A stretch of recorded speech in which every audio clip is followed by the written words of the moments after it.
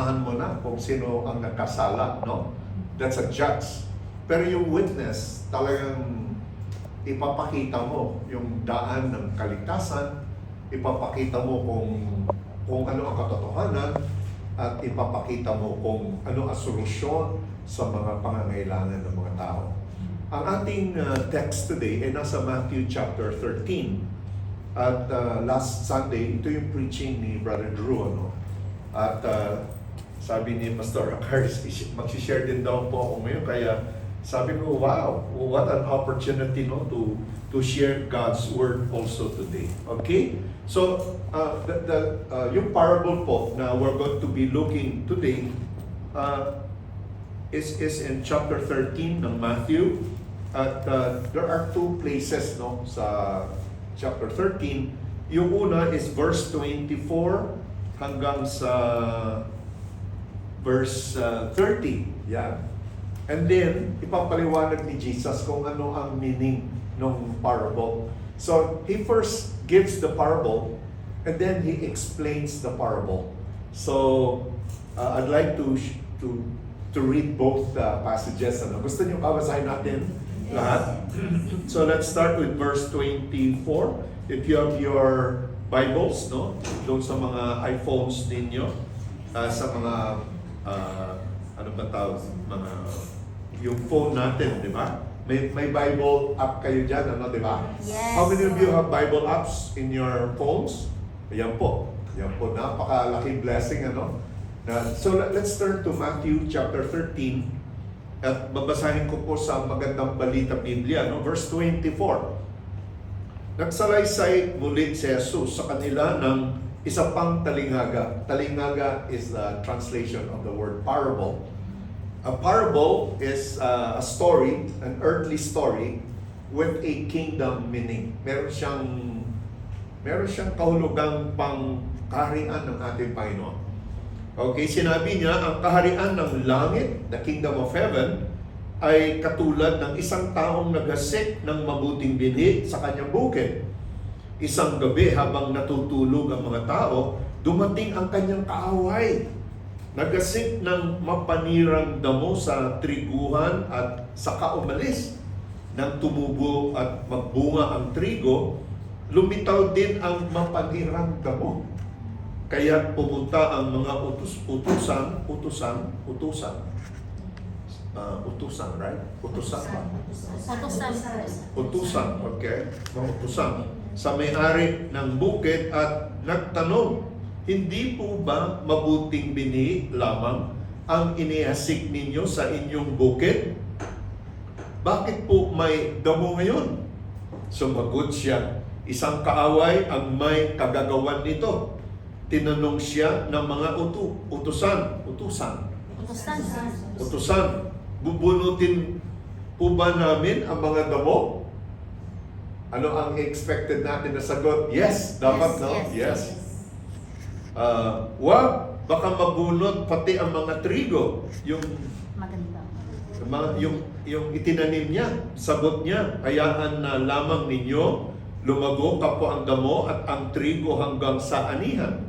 Pagkaani, sasabihin ko sa mga tagapag-ani, ipunin muna ninyo ang mga damo at inyong pagbigkis-bigkisin at saka sunugin. Pagkatapos, ipunin naman ninyo ang trigo sa aking kamali. Okay? Yung explanation po, nasa verse 34. Ayan po. So let's turn to verse 34 and you can read with me if you please. Ang lahat ng ito ay sinabi ni Jesus sa mga tao sa pamamagitan ng mga talinghaga at wala siyang itinuro sa kanila nang hindi sa pamamagitan ng talinghaga. Sa gayon, natupad ang sinabi ng propeta, magsasalita ako sa pamamagitan ng mga talinghaga, ihayag ko ang mga bagay na nalilihim mula pa ng likhain ang daigdig. At alam natin yung sinasabi ni Lord na yung mga anak ng Diyos na nasa kaharian na ng Panginoon, ang mga talinghaga ay magsisilbing ilaw, no? Lalong magiging maliwanag yung kanilang pag-unawa sa mga kaganapan sa kaharian ng ating Panginoon.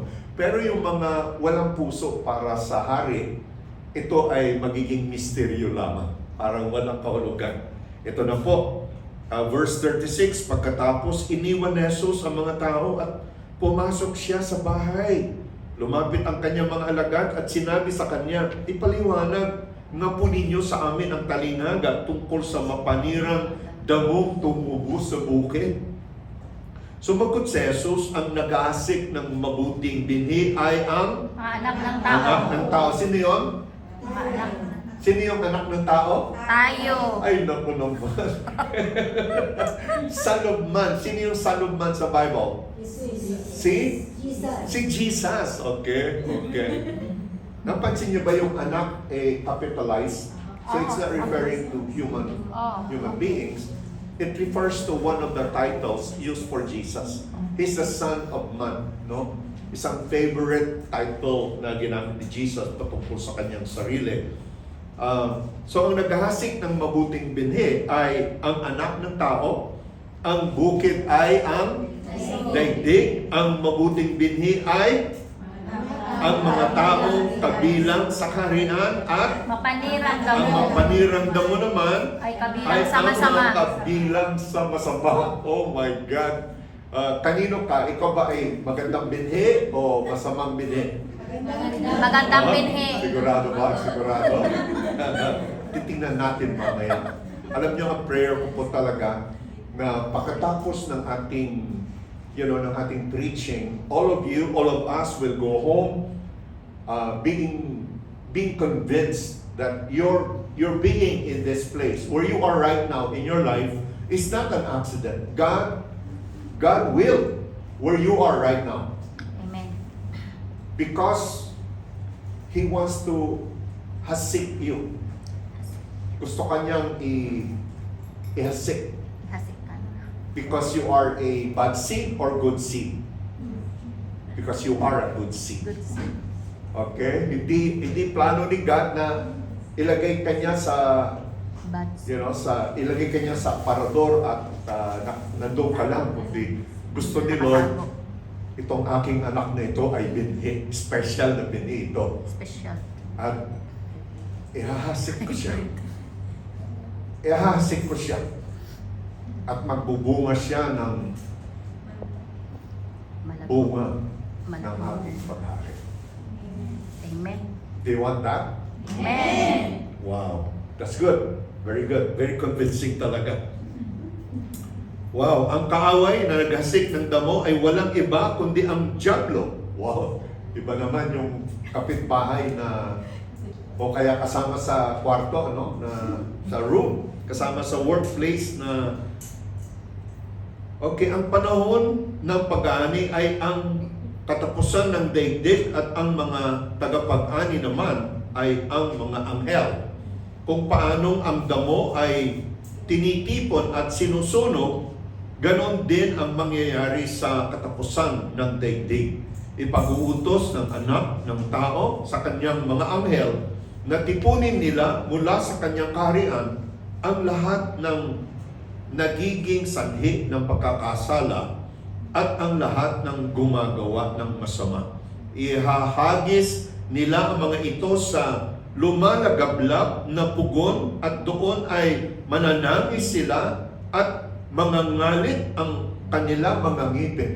Sabi ng mga walang ngipin, ay mabuti na lang walang ngipin. Pero hindi sapat yan na reason dahil God will provide the ngipin. Wow, napatawa ko kayo ngayon. Kasi sabi ng iba, ay naku, wala akong ngipin. Kahit na itapon ako sa NKR, wala nang problema. Pero again, the Lord is telling us, don't make that as your assurance because God can provide ngipin. Ngunit ang mga gumagawa ng matuwid ay magliliwanag. Ano po? Come on, help me here. Magliliwanag na parang araw sa kaharian ng kanilang Ama. Makinig ang may pandinig. Pandinig. Wow. Meron pa kayong pandinig?